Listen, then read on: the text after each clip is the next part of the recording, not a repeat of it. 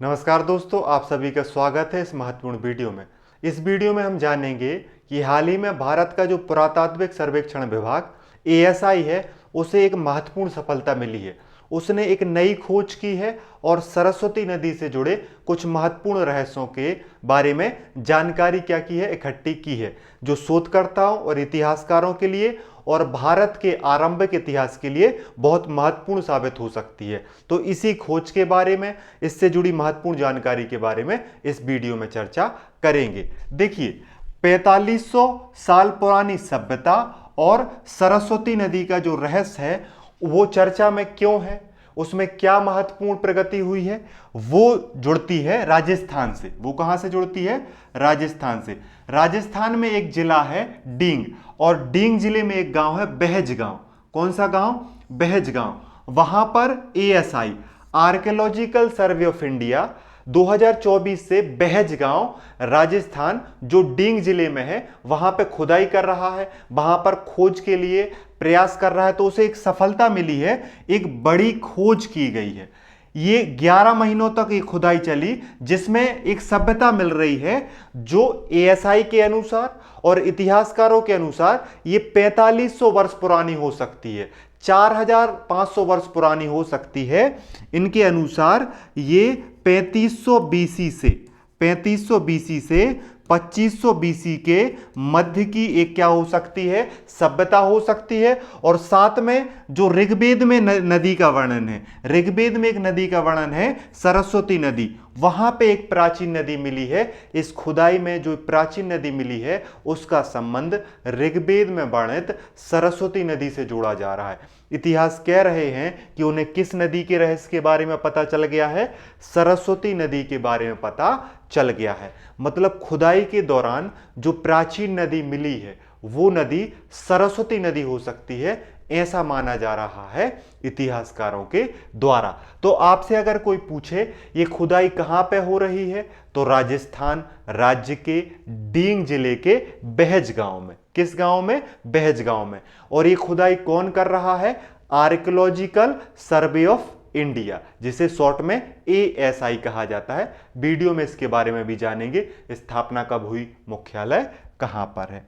देखिए, अब खुदाई में महत्वपूर्ण रूप से मुख्य खोजें क्या हैं और इसकी विशेषताएं क्या हैं। देखिए, एएसआई की बड़ी खोज है जो 4500 साल पुरानी सभ्यता की बात कर रही है, जिसमें बहुत सारे अवशेष मिले हैं। और ये जो खुदाई के अवशेष हैं 5 अलग अलग टाइम पीरियड के हैं।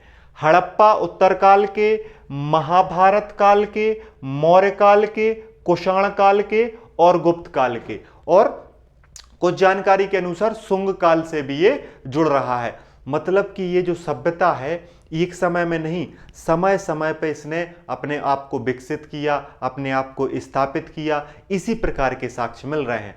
मतलब कि ये हड़प्पा सभ्यता जैसी व्यवस्थित हो सकती है, औद्योगिक हो सकती है, मौर्य साम्राज्य जैसी आर्थिक रूप से व्यवस्थित हो सकती है, और गुप्त काल जैसी स्थापित और विज्ञान से जुड़ी हो सकती है। क्योंकि यहाँ पे नगर नियोजन, भवन नियोजन, मुद्रा, धातु, मोहरें, मूर्तियां, सारी चीजें मिली हैं। इस वजह से ये भारत के इतिहास के लिए और वर्तमान इतिहास के लिए महत्वपूर्ण मानी जा रही है।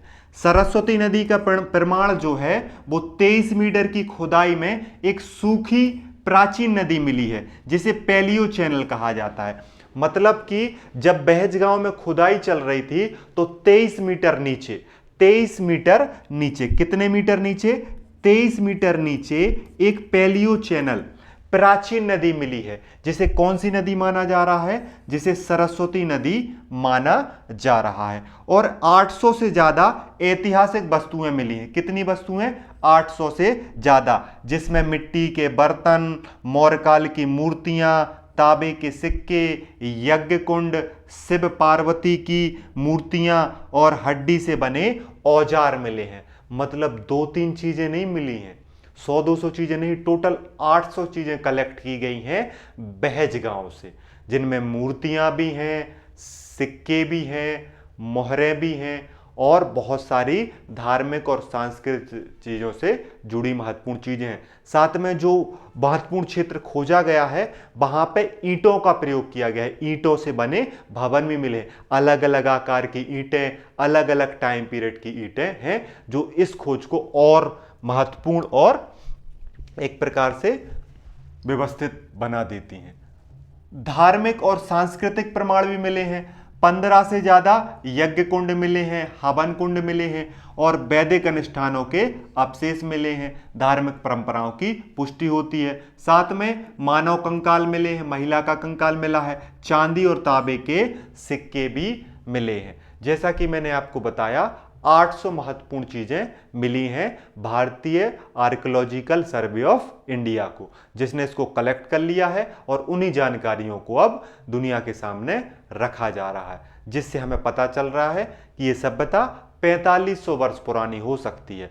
इस सभ्यता का संबंध हड़प्पा काल से, मौर्य काल से, कुषाण काल से, शुंग काल से और गुप्त काल से माना जा रहा है। ये सभ्यता धार्मिक रूप से, सांस्कृतिक रूप से, राजनीतिक रूप से, औद्योगिक रूप से, सभी रूप से व्यवस्थित मानी जा रही है, जिस वजह से ये महत्वपूर्ण हो जाती है। बहजगांव की जो खोज है वो राजस्थान नहीं बल्कि पूरे उत्तर भारत के प्राचीन इतिहास की समझ को नई दिशा दे सकती है। जो बातें बहज इतिहास से या बहज खोज से जो निकल के आ रही हैं, इससे भारत के इतिहास को एक नई दिशा मिल सकती है, इतिहासकारों का ऐसा मानना है।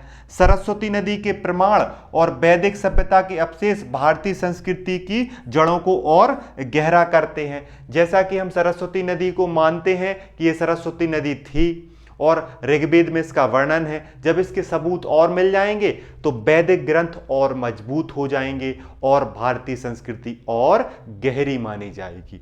साथ में खुदाई में मिले जो प्रमाण हैं वो धार्मिक, सांस्कृतिक और भारत की व्यापारिक समृद्धि को दिखाते हैं। इस वजह से ये खोज और ज्यादा चर्चा में है। अब देखिए, हम इस संस्था की बात करते हैं जिसने राजस्थान के बहजगांव में, जिसने किसमें, राजस्थान के बहजगांव में खुदाई करी और 4500 वर्ष पुरानी सभ्यता और सरस्वती नदी से जुड़े प्रमाणों को कलेक्ट किया। इस संस्था को क्या बोलते हैं? हिंदी में बोलते हैं भारतीय पुरातत्व सर्वेक्षण विभाग, इंग्लिश में बोलते हैं आर्कियोलॉजिकल सर्वे ऑफ इंडिया और शॉर्ट फॉर्म में बोलते हैं ASI। ASI की स्थापना कब हुई है? 1861 में। 1861 में ASI की स्थापना अलेक्जेंडर कनिंघम के द्वारा की गई थी। इसका काम क्या है? ये जो है राष्ट्रीय स्मारकों का संरक्षण करती है, पुरातात्विक खुदाई करती है और सांस्कृतिक धरोहरों का रखरखाव करती है।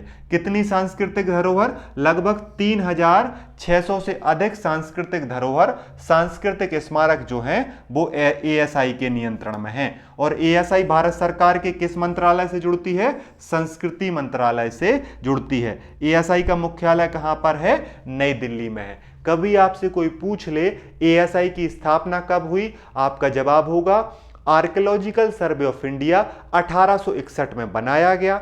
इसके फाउंडर का नाम अलेक्जेंडर कनिंघम है।